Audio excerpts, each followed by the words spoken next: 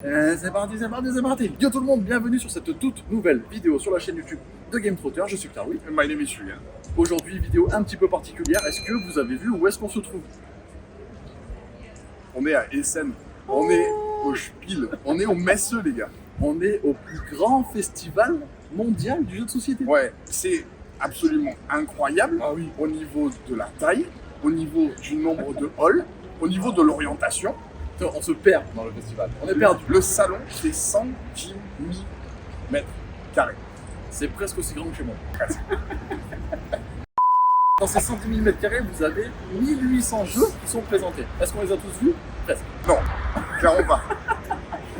On a essayé de récupérer les jeux sur lesquels il y avait des hotlists et on les a eus. Oui.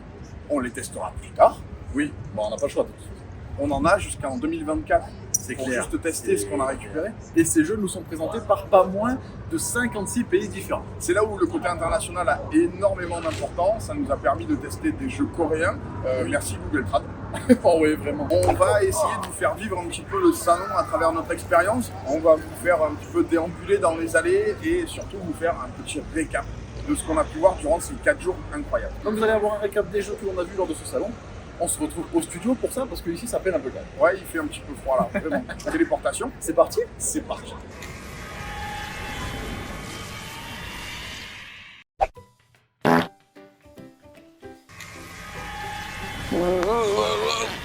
Wow! Putain, ça t'a même changé tes habits? Ouais, je suis tout neuf. La téléportation, elle est incroyable. Ça a super bien marché.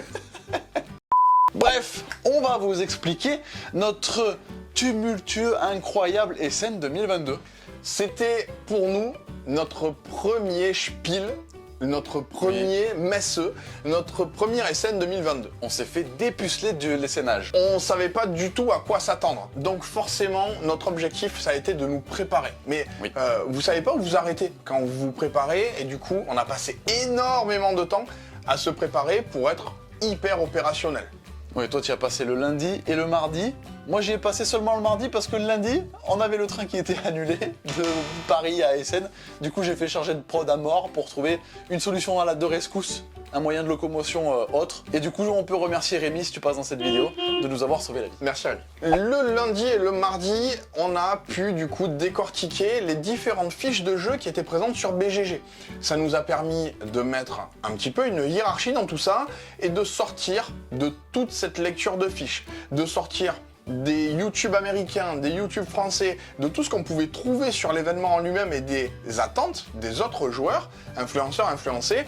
On s'est retrouvé à sortir une liste. La liste qui nous a permis de vivre, selon nous, un bel Essen. Oui, parce que Essen, c'est 918 éditeurs différents et 1800 jeux présentés. Et sur la liste Essen de BGG, il y en avait déjà 1200 qui avaient une fiche. On s'est déjà arrêté aux 450-80 premiers. On les avait rangés de manière à ce que ce soit les plus chauds qui sortent. Alors évidemment, c'était déjà une évaluation très subjective, puisque c'était en fonction des pouces qui avaient été donnés par les consultants. Typiquement les gens de BGG. On s'attendait forcément à voir sortir des Eurogame experts de cette liste. C'est finalement ce qu'on visait aussi, avoir pas mal d'avance pour récupérer ces jeux en amont et pouvoir faire en quelque sorte un sourcing aussi bien pour la chaîne que pour le magasin Labyrinthe. Autant vous dire, quand on est arrivé à Essen le jeudi matin, on était prêt de chez prêt. Et en fait, on était sur les starting blocks, mais on s'en rendait pas compte que c'était vraiment la course. Oui, parce qu'en fait, on est arrivé du coup le mercredi soir, on s'est levé le jeudi matin et on a pu rentrer au salon 1 heure avant les autres. Cette heure-là, on l'a vraiment consacrée à l'achat des jeux. On se rendait pas compte ce que ça allait pouvoir devenir à partir de 10 heures, mais en 1 heure, on avait presque tout acheté. Ouais, et dès que 10 heures, les portes se sont ouvertes, c'était la remise en stock des PlayStation 5. C'était pareil. Les gens, ça courait dans tous les sens, de toutes les entrées possibles, même les entrées fermées, ils allaient tout casser les types. Mais ils savaient où ils allaient. C'est aussi ça qui était particulier, c'est que ça courait dans tous les sens, mais ça avait l'air à peu près ordonné. Ouais, un bazar organisé. Un bazar organisé. De ce bazar organisé, il nous manquait un jeu à acheter. On a mis à peu près 1 heure et quart pour acheter ce jeu, pour vous dire l'ampleur des files d'attente lorsque vous aviez le jeu de votre hotlist, qui est aussi sur la liste des autres joueurs. Et c'est là en fait qu'on se rend compte que les Allemands, ils viennent faire leurs courses le jeudi pour acheter tous leurs jeux de l'année carrément. C'est possible, justement que potentiellement ils voient un côté international, que l'anglais soit pas un problème, et ben on se dit c'est le plus gros marché aussi pendant 4 jours pour acheter des jeux. Ah, c'était carrément ça, il y a vraiment eu cet effet marché, surtout le jeudi matin parce que c'était la mise en place des stocks de tous les éditeurs, ça fusait dans tous les sens, c'était assez impressionnant à voir. Alors évidemment, à la fin de la journée du jeudi, il y avait déjà des jeux qui étaient passés sold out, qui étaient finalement en rupture. On a des grosses interrogations face à ça. Est-ce qu'ils avaient suffisamment d'exemplaires? Est-ce que le jeu est sold out parce qu'il était vraiment incroyable et que tout le monde s'est jeté dessus? Il y a un petit effet de mon jeu est tombé en rupture dans la première journée. Ce qui veut potentiellement absolument rien dire. Rien du tout. Il faut savoir que Essen, ce n'est pas seulement des éditeurs qui vous présentent des jeux de société, il y a vraiment de tout. Vous allez avoir des stands aussi bien de figurines, Game Workshop, etc., du Warhammer. Vous allez avoir énormément de stands de pop culture pour acheter que ce soit des figurines, des pop, des porte-clés, des pins. Vous allez pouvoir tout acheter. Les stands sont extrêmement bien faits. Lapin du gars, il est carrément là. Et tout est fait pour qu'à la fin du mois, vous mangiez des cailloux. On va se retrouver avec du jeu de rôle, des tables comme vous n'avez jamais vu, clairement. Des accessoristes, on va se retrouver avec de la pochette, avec l'achat de pièces dans toutes les thématiques que vous souhaitez. Ah, il y avait de tout. Il y avait de tout. Des chaussettes. Et c'est tellement bien fait, cet appel à la consommation, qu'on pouvait aussi passer la journée sur le salon. Vous aviez une galerie complète pour pouvoir vous restaurer. Typiquement des food trucks, et vous aviez à peu près tout de dispo. Et il n'y avait pas que ça dans cette galerie, il y avait un stand assez incroyable pour les zinzins du jeu. Vous pouviez expédier vos jeux chez vous. Ouais. Imaginez, vous avez pris l'avion, vous venez des États-Unis et vous n'avez pas prévu de vos bagages. Vous pouvez envoyer et expédier directement à partir du festival vos jeux chez vous. C'est le stand de la Poste. Et c'était incroyable ça. Ça c'était fou. Ça, c'était... Des cartons, et les gens faisaient des cartons énormes. Ah, il y avait Énorme. la queue à ce truc quoi. Mais du coup, ça vous empêchait pas sur place de consommer et de pouvoir les ramener chez vous. Tout était fait pour que ce soit vraiment le marché. Mais au-delà de ça, ça reste tout de même un salon qui est axé professionnel. Et donc à partir du jeudi après-midi, on a commencé à faire justement le sourcing pour la chaîne et pour Labyrinthe. Notre objectif, c'était maintenant, sur place, de tester des plus petits jeux. On est vraiment dans des petits formats au niveau mécanique pour que on puisse se le faire expliquer sur place ou pour qu'on puisse finalement acheter une boîte qui nous branche bien déjà parce que le pitch nous a bien branché et de pouvoir le tester dans la journée. Ouais, parce qu'en fait, les gros jeux, tu les avais achetés, j'en ai acheté pour qu'on puisse les tester au calme à la maison parce qu'un gros jeu sur un salon ou un festival, c'est mort. Donc on s'est axé là-dessus et on a trouvé quelques trucs assez sympas. On vous a fait une petite sélection de ce qu'on vous a trouvé, principalement des jeux qu'on a achetés derrière. Hein. On est quand même, on avait envie aussi de les avoir. Ils sont là. Dans notre collection. Ils sont devant nous. La collection. Notre manière d'aborder le salon, ça a été aussi de privilégier les jeux internationaux. Ouais. On n'a pas voulu finalement regarder ce qui se faisait en France parce que, selon nous, on avait eu une extrêmement bonne vision au Festival de Vichy. Ouais, c'est un truc dont on a pu se rendre compte lors du salon d'Essen, c'est qu'en fait en France on est carrément en avance. On est carrément en avance. Il y a la liste du fair play par exemple, qui vous demandait un petit peu d'évaluer en quelque sorte les jeux chauds. Eh ben, on se retrouvait avec énormément de jeux en provenance de la France. On a un vivier de zinzin en France, on s'en rendait pas compte et à Essen on se dit ouais on est quand même dans le turfu en France. Et c'est aussi ça qui était agréable, finalement ce qu'on voulait regarder c'était le futur de l'international. Ce qu'on vous propose maintenant, c'est de vous livrer une petite sélection, Oui. des choses qu'on aimerait bien qui arrivent en France, Ouais. de manière prochaine, ou qui sont peut-être déjà un petit peu dans les contrats. Dans les starting blocks. Ouais. Le flair. On pense. On verra. Il faudrait regarder cette vidéo dans le futur pour arriver à se dire « Ah, il l'avait vu ». Vous nous marquerez dans les commentaires dans 2 ans. Ah ouais, putain, vous l'aviez remarqué celui-là, c'est un best-seller en France, il a l'as d'or. Personne s'en souviendra. C'est parti pour cette petite sélection des 5 jeux. C'est parti.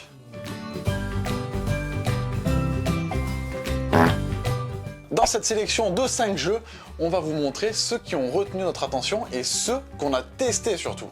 Oui, on voulait mettre un point d'honneur sur justement une présentation avec des jeux qu'on a essayés. Ouais. Notre but c'est pas de vous enfumer avec Non. des jeux sur lesquels il y a une hype énorme, on est les premiers à y jouer, on a fait une partie, on a trouvé ça génial.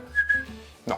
On vous vend pas du flan. Les jeux qu'on vous présente, ils sont dans notre top parce qu'on y a joué et qu'on les a trouvés bons. Le top il est complètement déclassé et on va vous pitcher les jeux, on va pas les expliquer dans le détail, mais ça va vous donner un petit peu quand même notre ressenti face à la mécanique. Et on commence ce top avec... Cat in the Box. Oui. Cat in the Box, c'est un jeu qui nous vient de l'éditeur Bézier Games, mais je vais me permettre de lire la boîte pour le nom de l'auteur et le nom de l'illustrateur. C'est un jeu de Minuyuki Yukushi et l'illustrateur c'est Osamu Inoue. J'aurais pas dit mieux. Cat in the Box, vous verrez peut-être la référence au chat de Schrödinger. J'ai essayé de vulgariser un petit peu le principe de la physique quantique. Voilà, on passe sur le côté thématique du jeu clairement pour arriver directement vers la mécanique. Cat in the Box, c'est donc un petit jeu de pli qui se joue de 3 à 5 joueurs avec des règles en variante pour 2 petits chats. Ça va durer à peu près 30 minutes. Oui, et il faudra que vous ayez 14 ans et plus pour y jouer parce que c'est un petit peu compliqué, mais en vrai ça va. En vrai ça va, Bah ouais. mais on n'est pas d'accord avec ça. On pourrait pas le faire jouer à nos parents, typiquement. Non. Ce serait des jeux quand même initiés. Ouais. Disons, un jeu de pli initié. Jeu de pli, vous connaissez déjà, vous êtes dans un jeu avec un système type belote ou tarot. Il va y avoir des cartes qui vont être jouées au centre de la table et en fonction de leur couleur et de leur valeur, on va remporter des plis. On est dans un format qui est comparable à celui d'un tarot africain. Le tarot africain, vous allez essayer d'envisager, grâce à la lecture de votre main, le nombre de plis que vous allez réaliser durant cette manche. Ouais, ça va être une mise. Et là où est le twist de Cat in the Box, c'est que les cartes que vous allez avoir en main et que vous allez jouer, elles n'ont pas de couleur. C'est vous, à chaque fois que vous allez jouer une carte de votre main, vous allez choisir la couleur. Vous allez le faire grâce à un plateau au centre de la table. Ce plateau représente du coup les cartes selon la répartition. Typiquement, si vous faites une partie à 5, les cartes sont numérotées de 1 à 9 dans 4 couleurs différentes. Si jamais l'emplacement est disponible. Ouais, vous allez mettre votre petit pion directement sur le plateau central et chaque joueur va faire de même durant ce même pli. Vous allez avoir du coup un pli qui va se former et qui va se colorer au fur et à mesure de la partie. C'est quand même incroyable. Ce qui va vous permettre aussi de suivre les comptes. Vous vous retrouvez avec déjà des cartes qui ont été jouées qui ne pourront plus être jouées à nouveau. Vous avez joué un 3, vous avez choisi qu'il était bleu, aucun joueur durant cette manche ne pourra rechoisir le 3 bleu. Vous allez voir que du coup vous avez une lecture active du plateau central, vous allez toujours savoir les cartes qu'il est possible de jouer, vous allez pouvoir jouer l'atout qui est la couleur rouge, vous allez également pouvoir pisser en jouant une autre couleur, mais dans ce cas-là, vous enlevez la couleur de votre plateau, vous ne pourrez plus jamais la jouer. C'est vraiment ultra intelligent. Vous allez finalement régler en quelque sorte votre main pour essayer de remporter le nombre de plis que vous visez. C'est hyper atypique au niveau mécanique, puisque si vous arrivez, même si on rentre un peu plus dans le détail, à faire exactement le nombre de plis que vous aviez prévu, vous allez aussi scorer les formes adjacentes sur le plateau, votre plus grande zone. Oui, c'est le second twist du jeu. Vous allez marquer des points de victoire en plus sur le plateau central par rapport à votre placement. C'est incroyable. C'est comme si on avait un jeu de plis avec la notion de couleur qui se fait au fur et à mesure et une notion presque d'affrontement sur le plateau pour marquer un maximum de points et bloquer nos adversaires. En plus, vous allez pouvoir créer des paradoxes parce qu'il y a plus de cartes que ce qui est disponible sur le plateau central. Si vous créez un paradoxe, vous marquez pas de points. Il y a plein de petites mécaniques comme ça qui s'imbriquent et qui en font un jeu extrêmement plaisant à jouer. Au niveau sensation de jeu, c'est très perturbant au début et au moment où vous sentez que vous prenez le contrôle, c'est là où ça va devenir extrêmement jouissif. J'apprécie énormément les jeux de plis, j'apprécie globalement les jeux de cartes par rapport à leur efficacité. Celui-ci est particulièrement surprenant. Carrément.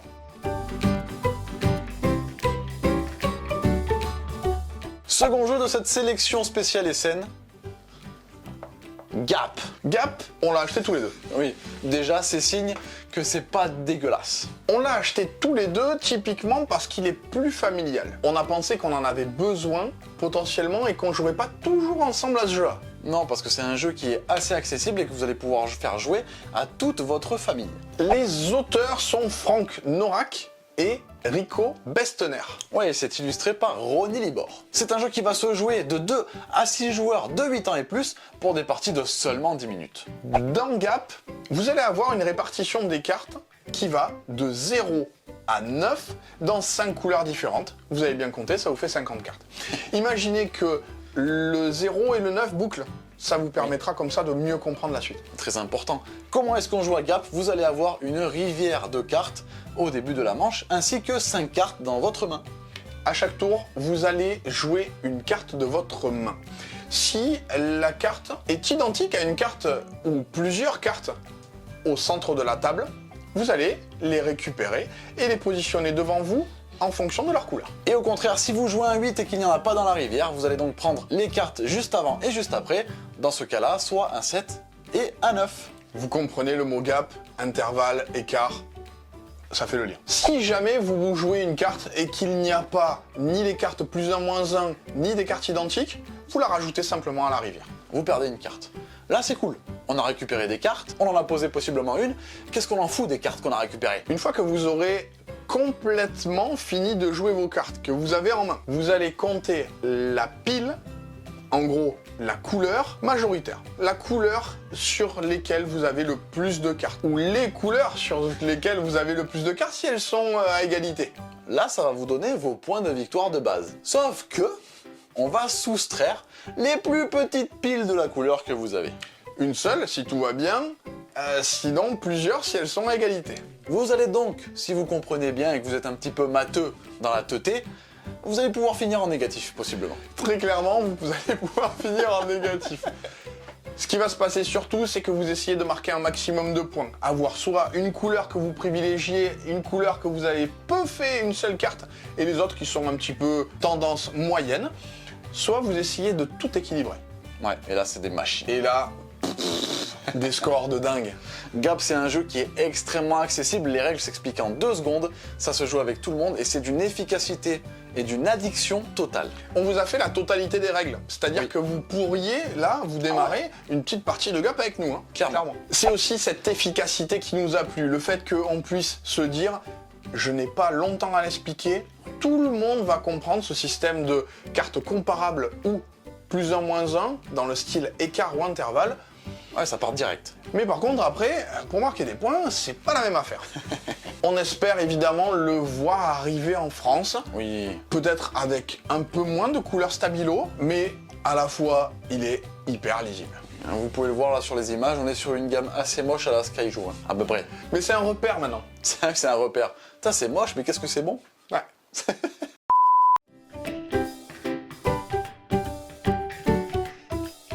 Attention, 3e jeu, c'est peut-être le plus costaud de la sélection. C'est clairement même le plus costaud de la sélection, au moins au niveau de la jugeote. Il s'agit de...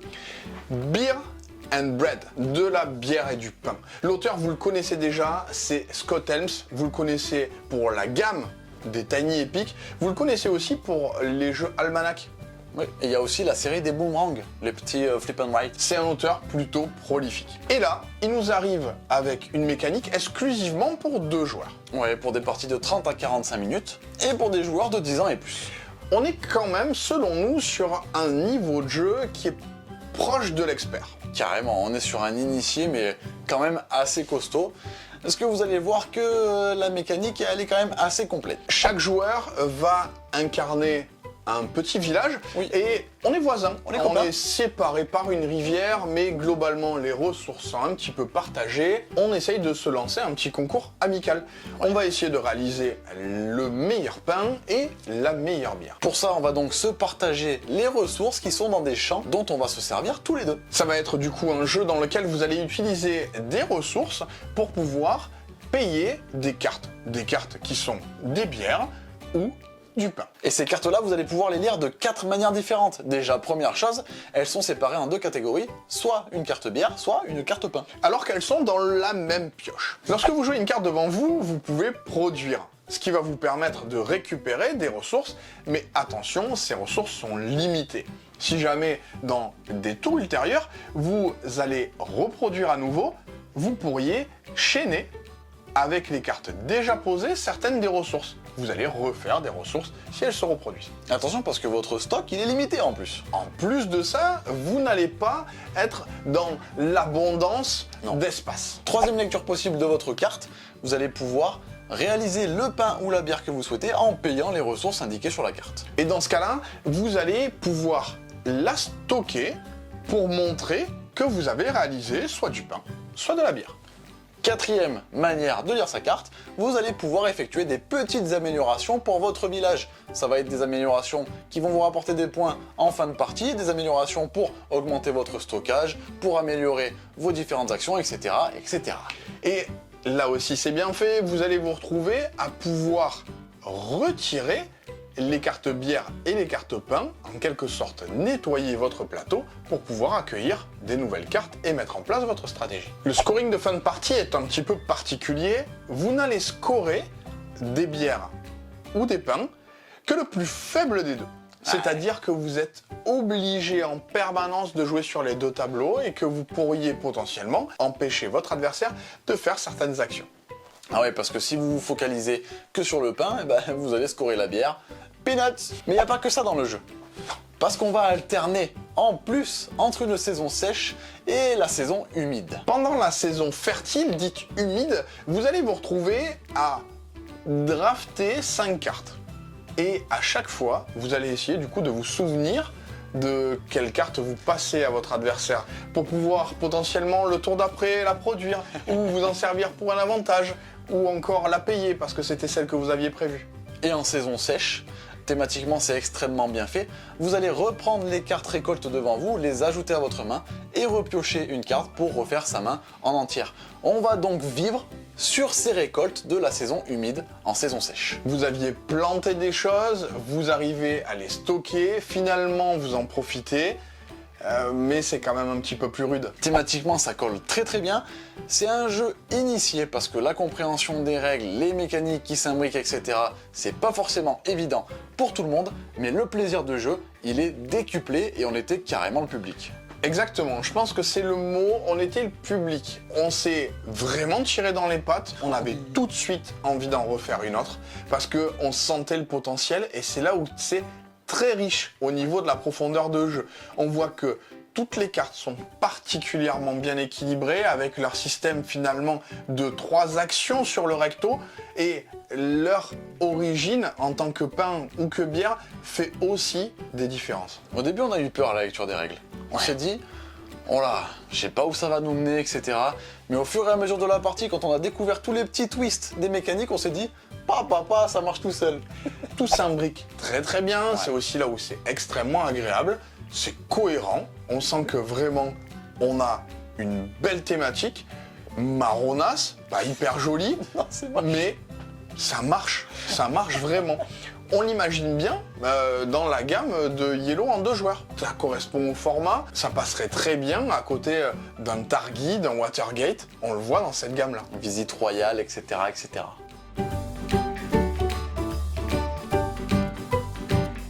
Quatrième jeu de cette sélection, et non pas des moindres, Keep the Heroes Out. Là, c'est un all-in. Là, c'est un all-in de Kickstarter. Pas peu fier. Pas peu fier d'avoir chopé le all-in parce que ça, c'était le jeudi du marché là. C'était l'exemple incroyable, il y en avait plein de boîtes. Tu reviens, tout a disparu. C'est un éditeur qu'on ne connaît pas en France, Non. c'est Brew et Games. Et en fait, le gars fait tout. Il fait tout. Il fait le game design, il fait les illustrations, il fait tout son jeu. Monsieur Louis Brouet, une machine. Une véritable machine. Parce qu'en plus, les illustrations sont cool, la mécanique nous a bien plu, et franchement, c'est bien édité. Carrément. C'est un jeu qui se joue de 1 à 4 joueurs de 10 ans et plus. Le temps de jeu dépendra du scénario, mais globalement, vous allez mettre 45 minutes. Dans Keep the Heroes Out, on est sur une défense de donjon, mais attention, on n'est pas les héros. Au contraire, il va falloir qu'on leur botte l'arrière-train. Mais les rôles sont inversés parce qu'on joue les monstres. Les monstres ont gagné un butin, et franchement, ça nous embête de voir des héros débouler dans notre donjon. Ils veulent nous le carotte. Ils veulent nous le carotte. On va se retrouver à défendre du coup ce donjon contre des sorciers, des archers. Au bout d'un moment, il faudra qu'ils arrêtent. Ouais, très très fort ce jeu, vous allez pouvoir incarner 9 classes de vilains différents, vous allez avoir des fantômes, des sorcières, un dragon, vous allez avoir plein de petites choses différentes. Ils ont chacun leur mécanique, ils sont tous asymétriques, vous n'allez pas avoir le même nombre de troupes, etc., etc. Et on est sur un jeu qui est de base un deck building. Alors un deck building coopératif, on va se retrouver à le défendre et à avoir une série d'actions qui va être réalisée par nos cartes. Ouais. Des actions globalement classiques pour Oui. un coopératif. On va avoir du déplacement dans les différentes salles de donjons, ramener des ressources dans une salle ou une autre, on va pouvoir mettre en place des portails pour se téléporter d'une salle à une autre, défoncer un héros, etc., etc. On est sur un défense de donjon classique. L'utilisation des salles nous permettra d'activer des choses particulières, c'est aussi ça qui va être sympa dans la mécanique. On a un système qui est assez malin, où il va y avoir des coffres dans les différentes pièces, et on veut absolument défendre le coffre numéro 4. Le coffre 4, c'est notre butin incroyable. Il est dans la salle du coffre. Ouais, vous allez avoir le deck des héros que vous allez piocher à chaque tour des joueurs. Ça va faire apparaître des héros au fur et à mesure sur la map. Ils ont chacun aussi des petits pouvoirs différents qui vont s'activer. Vous allez devoir passer tout ce tas de cartes de héros 2 fois sans perdre votre coffre numéro 4 pour remporter la partie. Les différences pourront être faites sur le niveau de difficulté, le nombre de héros que vous allez révéler. La structure même va se jouer sous la forme de scénario. Il y a énormément de possibilités pour le jeu, bien qu'il soit classique au niveau mécanique. On a trouvé que le petit côté deck building était vraiment malin. Ouais, et puis le côté scénario, il y a 20 scénarios dans la boîte de base, avec chacun ses règles différentes, chacun sa map qui bouge et qui est différente. Un vrai plaisir de jouer. Et en plus, avec le all-in, vous allez avoir l'extension qui va vous donner la possibilité à un joueur d'incarner les héros. Le jeu du coup va avoir finalement ce côté coopératif ou ce côté affrontement à partir du moment où il y a l'extension. Et autre petite extension qui est très cool, c'est un nouveau personnage pour les méchants, le Cthulhu, forcément. Forcément, on voulait un super vilain, c'est un super vilain. Keep the Heroes Out est un jeu qui reste malgré tout accessible et extrêmement fun à jouer. Vous allez pouvoir jouer avec quand même pas mal de monde, ça s'adresse à beaucoup de monde. Gardez un œil sur ces petits jeux. C'est plein de mignonneries. On a adoré le petit côté figurine, bois, avec leurs petits yeux trop mignons. Ouais, niveau matos, il s'est fait plaisir hein, quand même.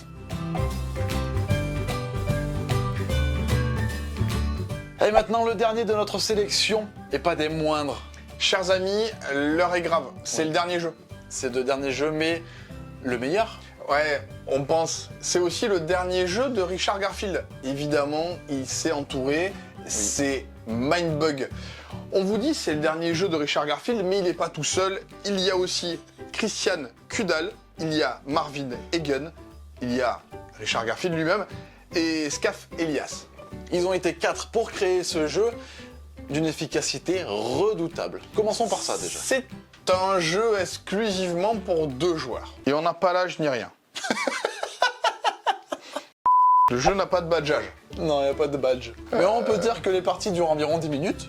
Oui, ça va ultra vite. Oui. Même ça va trop vite. Ça Des va fois. trop vite. Quand vous perdez, vous sentez que ça va trop vite.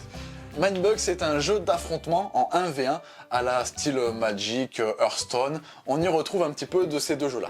Clairement, vous allez prendre ce que pourrait être Magic, ce que pourrait être Hearthstone, vous virez le mana. Le mana, c'est pas le twist c'est les Mindbugs. Les Mindbugs, c'est le truc particulier du jeu, puisque ça va vous obliger à changer l'ordre dans lequel vous allez jouer vos cartes. On s'explique tout de suite. Tout de suite. On va démarrer la partie, vous allez avoir un deck de 10 cartes qui sont pris chacun sur une pile de 48 cartes de base. Vous avez chacun 3 points de vie.